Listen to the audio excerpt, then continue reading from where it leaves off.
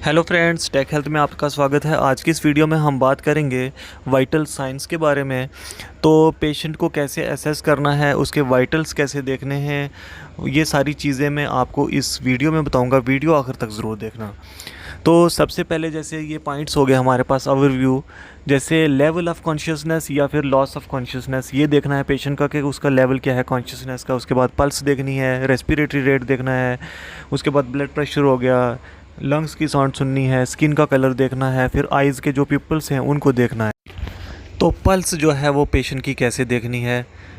Pulse जो है उसका सबसे पहले हमने रेट देखना है कि पेशेंट की जो पल्स रेट होता है या फिर हार्ट रेट होता है वो क्या नॉर्मल होता है। तो यहाँ पे जो पल्स 60 से लेके 100 तक जो है इसको हम नॉर्मल मानते हैं। तो पल्स के बाद उसके बाद रिदम देखनी है। रिदम जो होती है वो रेगुलर है या इरेगुलर है, जो उसकी वेव्स बन रही हैं, या फिर वैसे देख सकते हो आप उसकी जो अस्कल्टेट करके आपको पता चलेगा, या फिर आप जब रेडियल फील करते हो वो भी देख के आप पता लगा सकते हो कि इसकी रिदम कैसी है। या फिर जब ईसीजी निकालते हैं तो उसमें भी देखते हैं कि हम पेशेंट का जो रेट है वो कैसा है, हार्ट रेट क्या है, उसकी रिदम क्या है। तो उसकी वेव्स के हिसाब से पता चल जाता है। उसके बाद हम उसकी क्वालिटी देखते हैं, क्वालिटी कैसी है, स्ट्रॉन्ग है, वीक है, थ्रेडी है या बॉन्डिंग है। उसके बाद हम जो है उसकी लोकेशन कौन कौन सी है जहाँ पे हम पल्स फील कर सकते हैं। तो सबसे जो कॉमन और फर्स्ट पॉइंट है वो है कि हम रेडियल सबसे ज़्यादा पेशेंट को फ़ील करते हैं। रेडियल से ही हम जो है पेशेंट की पल्स को फ़ील करते हैं। लेकिन कभी कभी क्या होता है कि रेडियल जब फील नहीं की जाती, जब पेशेंट का जो हार्ट रेट ब्रेडी में होता है, जब उसका हार्ट रेट कम होता है या फिर पल्स जो है कम होती है, तो उस टाइम फील नहीं होती। तो उस टाइम हम ब्रेकियल आर्टरी का यूज़ करते हैं, वहाँ से हम जो है देखते हैं पल्स, या फिर कैरोटिड आर्टरी से हम जो है पल्स देख सकते हैं। तो जो ये पल्स है ये इसका और भी इसको देखने के लिए हम अगर कैरोटिड से भी फील करते हैं, फिर जो हार्ट की साउंड सुन के हम अस्कल्टेट करके स्टेथोस्कोप से भी देख सकते हैं। तो इस हिसाब से हम जो है पल्स को चेक करते हैं।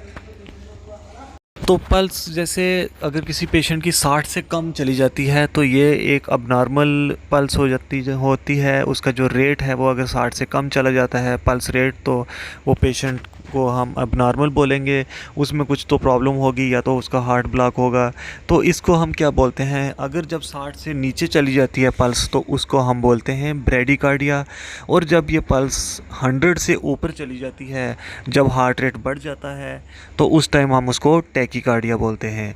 तो जब 100 से ऊपर चला जाएगा तो हम उसको टैकीकार्डिया बोलेंगे।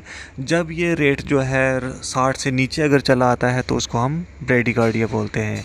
तो एक 60 से लेके 100 तक अगर ऐसे इसके बीच में आता है तो वो जो पेशेंट का हार्ट है वो सही काम कर रहा है। तो अब हम बात करेंगे रेस्पिरेशंस के बारे में। तो पहले हमने जो बात करी थी वो पल्स के बारे में बात करी। पल्स वो किसके रिलेटेड थी, हार्ट के रिलेटेड। अब हम रेस्पिरेशन के बारे में बात कर रहे हैं, ये किसके रिलेटेड है, लंग्स के रिलेटेड। तो रेस्पिरेटरी रेट जो होता है, जो सांस हम लेते हैं, वो कितना नॉर्मल होना चाहिए अडल्ट का, वो 12 से लेके 20 तक हम इसको नॉर्मल मानते हैं। और इसकी जो उसके बाद हम क्या देखते हैं, रिदम देखते हैं, पैटर्न देखते हैं, उसकी डेप्थ देखते हैं, फिर क्वालिटी देखते हैं। तो सांस लेने में भी जो है क्या है, पेशेंट कैसी सांस ले रहा है, पेशेंट को रेस्पिरेटरी डिस्ट्रेस तो नहीं है, पेशेंट को जो है ब्रेथलेसनेस तो नहीं हो रही है, पेशेंट की जो सांस लेने की पैटर्न है वो कैसी है, उसकी रिदम है वो कैसी है। तो ये सारी चीज़ें आपने असेस करनी है। तो जब भी आप पेशेंट की रेस्पिरेटरी रेट देखते हो तो वो अगर नॉर्मल होता है, तो उसको कोई अगर खांसी भी नहीं है और कोल्ड कुछ का ऐसा नहीं है, तो वो एक नॉर्मल सांस ले रहा है, तो उसकी जो साउंड्स होती हैं अगर अस्कल्टेट करके देखोगे तो वो नॉर्मल रहेंगी। अगर आपको साउंड्स कुछ अलग से सुनाई दे रही हैं, वीज़ हो रहा है, क्रेप्ट्स हैं, तो आपने एक बार सीनियर डॉक्टर को इन्फॉर्म करना है, या फिर पल्मोलॉजिस्ट के अंडर उसको रेफ़र करना है। उसको एक चेस्ट एक्सरे करवा के देखना है कि उसमें क्या है, उसकी जो लंग्स लंग्स हैं वो ठीक हैं, नॉर्मल हैं या क्या है, उसकी सांस लेने के ऊपर डिपेंड करता है और ये चीज़ आपको एसेस करनी है। पहले हमने हार्ट के बारे में, पल्स को स्टडी किया, अब रेस्पिरेशन को हमने स्टडी किया, ये लंग्स के रिलेटेड होती है। तो जो वाइटल्स हैं, ये वाइटल ऑर्गन हैं, इनको अगर किसी को भी अबनॉर्मलिटी आती है, एक को जैसे हार्ट को प्रॉब्लम आ गई तो उससे भी लाइफ को जो है वो ख़तरा हो सकता है। रेस्पिरेशन में अगर प्रॉब्लम है तो इससे भी लाइफ का ख़तरा हो सकता है। तो इसलिए ये वाइटल्स ऑर्गन है, तो वाइटल साइंस इसलिए ये जानना ज़रूरी होता है। तो इसके बाद आता है ब्लड प्रेशर। एक कॉमन वर्ड है, जब भी कोई पेशेंट डॉक्टर के पास जाता है तो उसका डॉक्टर जो है वो बीपी भी चेक करता है। तो वाइटल साइंस देखने के लिए बीपी भी चेक करना पड़ता है, तो ये भी हार्ट के रिलेटेड है। तो बीपी एक नॉर्मल जो पेशेंट होता है अडल्ट में हम 120/80 मानते हैं।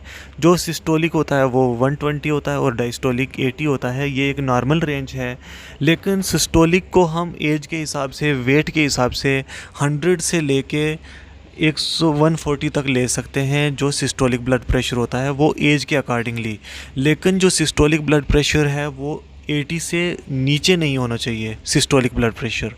और जो डायस्टोलिक है, जैसे हम 80 नॉर्मल मानते हैं, तो इसका जो है वो 90 से ऊपर नहीं होना चाहिए। जो डायस्टोलिक ब्लड प्रेशर है वो 90 से अबव नहीं होना चाहिए, और जो सिस्टोलिक ब्लड प्रेशर है वो जो है वो 80 से नीचे नहीं होना चाहिए। तो देखो इसमें भी अलग अलग रेफरेंसेस होते हैं, लेकिन 120/80 को हम नॉर्मल मानते हैं। तो इस बीपी को चेक करने की टेक्निक क्या होती है? एक तो पाल्पिटेशन होती है, दूसरी अस्कल्टेशन होती है। ऐसी टेक्निक्स को यूज़ करते हैं। मोनीटर हो गया, जैसे स्फिग्मोमोनोमीटर हो गया। तो ये एक कॉमन टर्म है, लेकिन बहुत इम्पॉर्टेंट चीज़ है। बीपी जो है वो पेशेंट का एसेस करना बहुत ज़रूरी होता है। जो भी अगर कोई पेशेंट देखता है, प्रैक्टिस करता है, मेरे इस चैनल को अभी वीडियो वॉच कर रहा है, तो ये जो बीपी है वो चेक करना बहुत इम्पॉर्टेंट होता है। पल्स चेक करना बहुत इम्पॉर्टेंट होता है। रेस्पिरेटरी रेट देखना बहुत इम्पॉर्टेंट होता है। तो बीपी की जो मैं नॉर्मल रेंज मैंने बताई, अगर उससे वो अबव रहता है तो उसको हम हाइपरटेंशन बोलते हैं। अगर उससे वो बिलो रहता है तो हम उसको हाइपोटेंशन बोलते हैं। तो यहाँ पे दो टर्म और आपको क्लियर हो गई कि हाइपरटेंशन क्या होता है और हाइपोटेंशन क्या होता है। तो उसके बाद हमने स्किन कलर देखना होता है। तो स्किन कलर्स में जैसे पिंक कलर अगर पेशेंट की स्किन होती है तो वो नॉर्मल होती है। अगर पेल है, वाइट है, ग्रे है, तो वो पेशेंट की जो है कंडीशन है वो शॉक में है। अगर वो फ्लश्ड रेड है तो वो उसको बीपी की प्रॉब्लम होगी, या फिर फीवर की प्रॉब्लम होगी, या फिर कोई और प्रॉब्लम होगी, तो उससे वो रेडिश कलर होता है। उसके बाद जो है वो अगर ब्लू है तो उसको हाइपोक्सिया हो सकता है। जो ब्लड में ऑक्सीजन लेवल होता है वो कम हो गया होगा, तो उसकी वजह से वो ब्लूइश हो जाता है। उसके बाद अगर येलो है तो वो उसको जो है वो लीवर की प्रॉब्लम हो सकती है, जॉन्डिस हो सकता है, और हेपेटाइटिस हो सकता है। तो ऐसी चीज़ें हमने एसेस करनी है। तो कलर्स के बाद हमने उसका टेक्सचर देखना है, वेट है या ड्राई है। उसका टेम्परेचर देखना है, टेम्परेचर कितना है, वार्म है या कोल्ड है, हाइपोथर्मिया में है या फिर हाइपरथर्मिया में है। तो उसके बाद हमने उसकी कंडीशन देखनी है, मॉटल्ड है या टर्गर है। तो ये चीज़ें हमने एसेस करनी होती हैं। स्किन से भी पेशेंट की कंडीशन को हम समझ सकते हैं कि उसको क्या प्रॉब्लम है। तो उसके बाद हमने आइज़ देखनी है, पेशेंट की दोनों आइज़ के जो प्यूपल्स हैं उनको देखना है। उनकी जो पहले बाइलेटरल जो दोनों प्यूपल्स हैं उनके डायमीटर देखने हैं कि दोनों सेम हैं या नहीं है। उसके बाद हमने देखना है कि वो कंस्ट्रिक्टेड तो नहीं है, ज़्यादा छोटे तो नहीं हो गए हैं, या फिर उसके बाद देखना है कि वो ज़्यादा बड़े बड़े तो नहीं हुए हैं, डायलेट तो नहीं हुए हैं। उसके बाद हमने देखना है कि वो लाइट को रिएक्ट कर रहे हैं या नहीं, टॉर्च से देखना है। तो ये जो प्यूपल्स हैं ये वैसे एक पेशेंट को एसेस करने के लिए बहुत ज़रूरी होता है। और जब पेशेंट एक्सपायर होता है तो उस टाइम भी जब डेथ डिक्लेयर करते हैं तो उस प्यूपल्स को देखना बहुत ज़रूरी होता है। वो उस टाइम डायलेटेड होते हैं प्यूपल्स, जो पेशेंट के दोनों आइज़ के डायलेटेड हो जाते हैं जब पेशेंट एक्सपायर होता है। तो इसके बाद हमने पल्स ऑक्सीमीटर करनी होती है। जैसे पल्स ऑक्सीमीटर के लिए हमने एक डिवाइस लेनी है, पल्स ऑक्सीमीटर लेना है। तो उससे क्या पता चलता है कि पेशेंट के जो ब्लड में ऑक्सीजन लेवल है वो कितना है, सैचुरेशन उसको बोलते हैं हम। जैसे सैचुरेशन 93 से लेके 99 तक हम इसको नॉर्मल मानते हैं। 93 से लेके 100% तक हम इसको नॉर्मल मानते हैं।